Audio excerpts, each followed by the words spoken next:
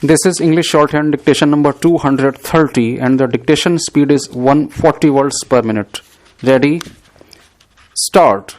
Honorable Speaker Sir, all the problems of climate change or global warming stem from the mistaken belief of the humankind that it is the master of this planet and it has a right to exploit the resources to satisfy its lust for the comforts and luxuries of life. Sir, the man is only a strand in the web of life and he cannot leave away from the web of life and use the resources only to enrich the humankind itself.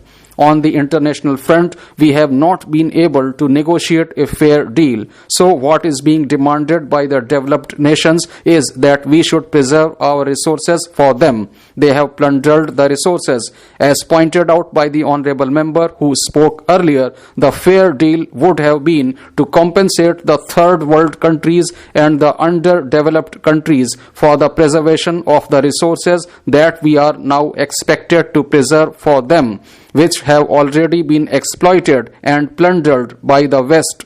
That is not being done. We are very happy that we are being labeled or counted as the most developed nation, but we fail to realize that by doing this, they want to deprive us of the term of the deal that is expected to be negotiated. We cannot leave our forests and water resources unexploited only because it helps them. They have already done it in their countries as also in countries they have colonized.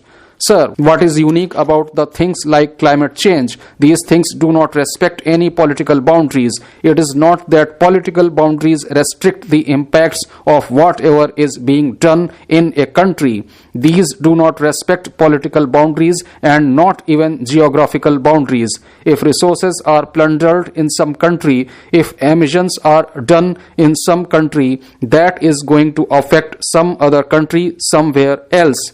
As our country has a major say in the world affairs, my request would be that we should help in negotiating a just and a fair deal for the third world countries. Sir, there has to be a shift to sustainable development. We cannot eat up our resources. We have a duty to pass on to the next generation our planet and our resources, at least in the same manner that we had inherited in our preserves. That is not being respected domestically or internationally. We have ended up now as the third largest carbon dioxide emitter. So, when we take up a discussion on it, all these concerns are to be addressed. Honorable Chairman, Sir, climate change has become a threat to the humanity. It is an international issue. It is a crisis as well as a challenge faced by the humanity. Global warming is the biggest problem which we face today. Human beings are responsible for this.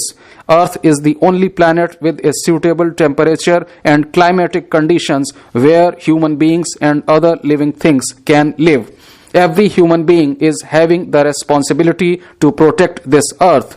It is not only the issue of India, but it is the issue of the whole world. Not only Indians are facing these challenges, but every human being across the world is facing similar challenges due to climate change and global warming. We have different seasons like summer, winter, autumn and spring. These seasons are now very much affected, resulting in natural disasters. Humanity faces natural disasters in the form of heavy rain, heavy flood, severe cyclones, landslides, and earthquakes throughout the world. Scientists have alerted us about these changes in nature due to the impact of global warming. We have to contain global warming. We have to reduce the increase in temperature. This is the responsibility which each one of us has to shoulder. Not only the government, but every citizen should understand his responsibility of protecting the earth. We should be committed to work with the international community. We should be committed to fulfill our promises and assurances which we make in the various conferences at international level. Sir, I thank you for giving me an opportunity to participate in this very important discussion on climate change. Given the rate of change in climate in our country as well as globally, we are likely to face irreversible impacts that will be a doom for the entire humanity, not only for the current generation but for the future generations to come. Therefore, my humble submission is that remedial actions on climate change should not be limited to international conferences or declarations or statements in the media. Tangible and visible actions should come before we reach the doomsday.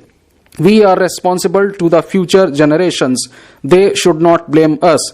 Let us not be complacent. Increasing heat waves, droughts, erratic rainfall during the recent years are indicators. Depletion in the glaciers due to global warming has resulted in the rise of sea level. We should expect frequent and intense heat waves, extreme rainfalls, and erratic monsoons, as well as more and more cyclones, along with other weather-related calamities in the coming decades, as indicated by a report released by IPCC. There are various aspects which I wish to present to the House regarding this subject, but due to very limited time, I will only press upon one issue. All the major democracies in the world conducted special sittings and sessions in their parliaments or elected bodies to discuss this issue. I appreciate the initiative taken by this House to have a discussion on this topic under Rule 193.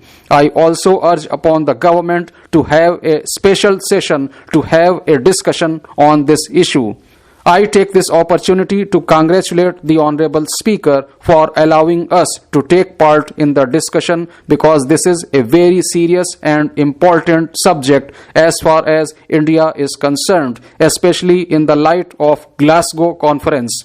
Sir, climate change is a phenomenon which refers to a change of climate attributed directly or indirectly to human activities, which alters the composition of global phenomena.